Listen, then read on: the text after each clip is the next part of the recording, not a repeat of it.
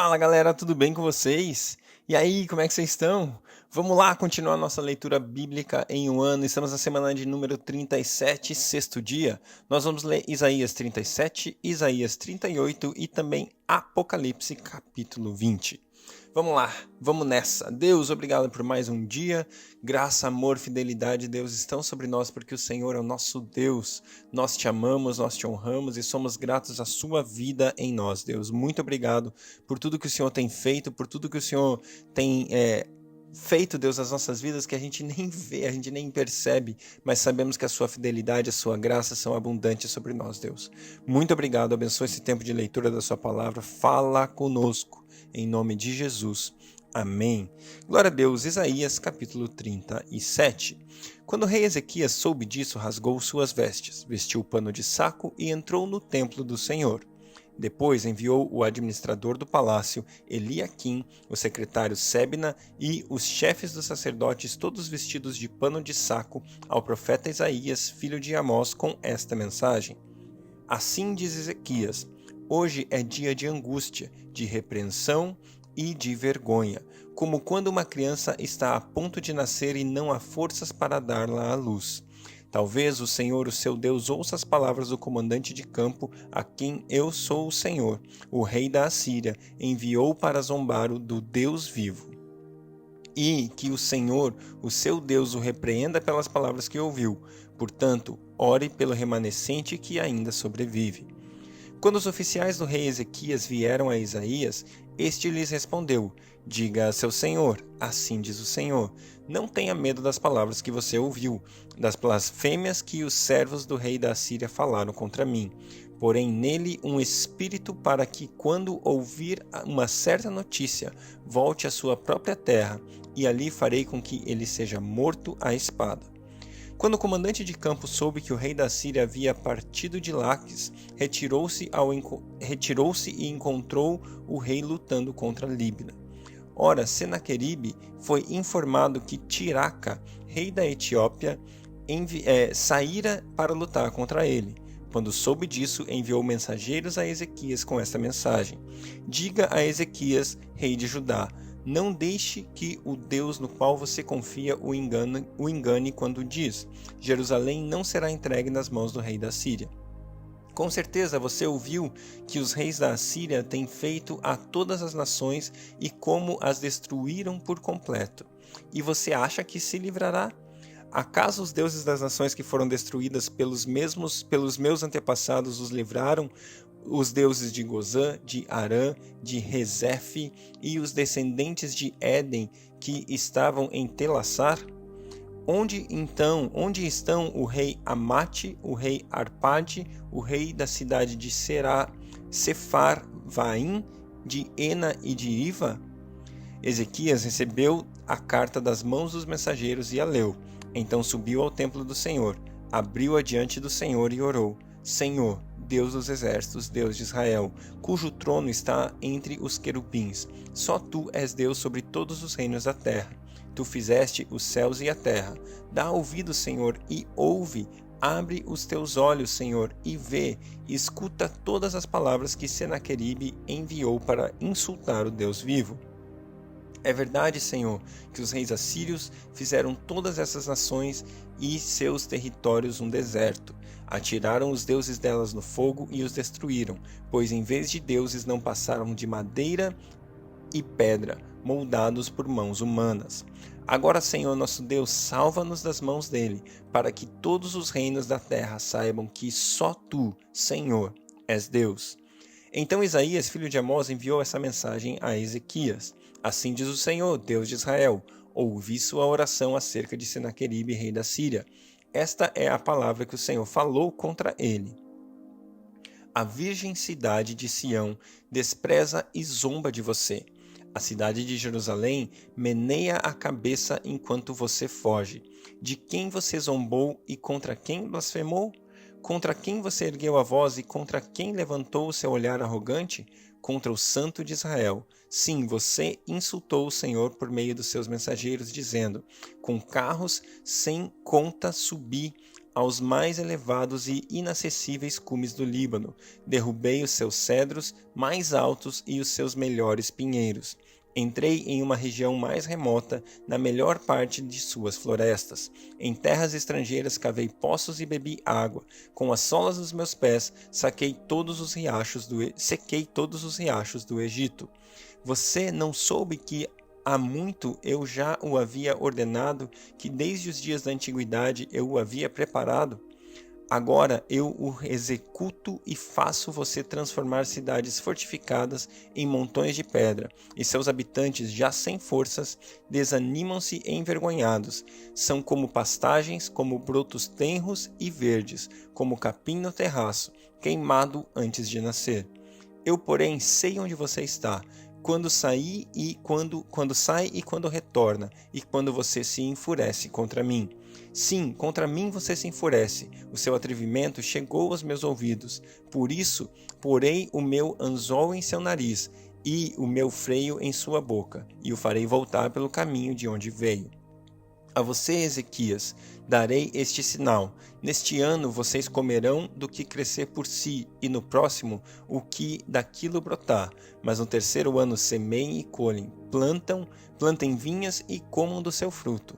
Mais uma vez um remanescente da tribo de Judá lançará raízes na terra, e se encherão de frutos os seus ramos. De Jerusalém sairão sobreviventes e um remanescente do monte Sião. O zelo do Senhor dos Exércitos realizará isso. Por isso, assim diz o Senhor acerca da Assíria, acerca do rei da Assíria: ele não entrará nessa cidade e não atirará aqui uma flecha sequer. Não virá diante dela com escudo, nem construirá rampas de cerco contra ela. Pelo caminho de onde veio voltará. Não entrará nessa cidade, declara o Senhor. Eu defenderei essa cidade e a salvarei por amor de mim e por amor de Davi, meu servo. Então o anjo do Senhor saiu e matou 185.000 homens no acampamento assírio. Quando o povo se levantou na manhã seguinte, só havia cadáveres. Assim, Senaqueribe, rei da Assíria, fugiu do acampamento, voltou para Nínive e lá ficou. Certo dia, quando estava adorando no templo do seu deus Nisroque, seus filhos Adrameleque e Serazer feriram-o à espada e fugiram para a terra de Ararate. O seu filho Esar-Adom foi o seu sucessor. Glória a Deus. Isaías capítulo 38. Naqueles dias Ezequias ficou doente à beira da morte. O profeta Isaías, filho de Amós, foi visitá-lo e lhe disse: Assim diz o Senhor, ponha a casa em ordem, porque você vai morrer, você não se recuperará. Ezequias virou o rosto contra a parede e orou ao Senhor: Lembra-te, Senhor, de como tenho te servido com fidelidade e com devoção sincera, e tenho feito o que tu aprovas. E Ezequias chorou amargamente. Então a palavra do Senhor veio a Isaías: Vá dizer a Ezequias: Assim diz o Senhor, o Deus do seu antepassado Davi: Ouvi sua oração e vi suas lágrimas. Acrescentarei 15 anos à sua vida. E eu livrarei você e essa cidade das mãos do rei da Síria, e eu defenderei esta cidade. Este é o sinal de que o Senhor fará o que prometeu. Farei a sombra do sol retroceder em os 10 graus que ela já cobriu na escadaria de Acás. E a luz do sol retrocedeu os 10 degraus que tinha avançado. Depois de recuperar-se dessa doença, Ezequias, rei de Judá, escreveu o seguinte: Eu disse: No vigor da minha vida tenho que passar pelas portas da sepultura e ser roubado do restante dos meus anos? Eu disse: Não tornarei a ver o Senhor na terra dos viventes. Não olharei mais para a humanidade, nem estarei mais com os que agora habitam nesse mundo. A minha casa foi derrubada e tirada de mim, como se fosse uma tenda de pastor. A minha vida foi enovelada, e como faz o tecelão. Ele me cortou com um pedaço de tecido. Dia e noite foi acabando comigo. Esperei pacientemente até o alvorecer, mas como um leão ele quebrou todos os meus ossos. Dia e noite foi acabando comigo. Gritei como um andorinhão, como um torto. Gemi como uma pomba chorosa. Olhando para os céus, enfraqueceram-se os meus olhos. Estou aflito ao Senhor. venha ao meu auxílio. Mas o que posso dizer? Ele falou comigo, ele mesmo fez isso. Andarei humildemente toda a minha vida por causa dessa aflição da minha alma. O Senhor, por tais coisas os homens vivem, e por elas também vive o meu espírito. Tu me restauraste a saúde e me deixaste viver. Foi para o meu benefício que tanto sofri. Em teu amor me guardaste da cova da destruição, lançaste para trás de ti todos os meus pecados, pois a sepultura não pode louvar-te, a morte não pode cantar teu louvor. Aqueles que descem à cova não podem esperar a tua fidelidade. Os vivos, somente os vivos te louvam, como hoje eu estou fazendo. Os pais contam a tua fidelidade a seus filhos. O Senhor me salvou. Cantaremos com instrumentos de corda todos os dias de nossa vida no templo do Senhor.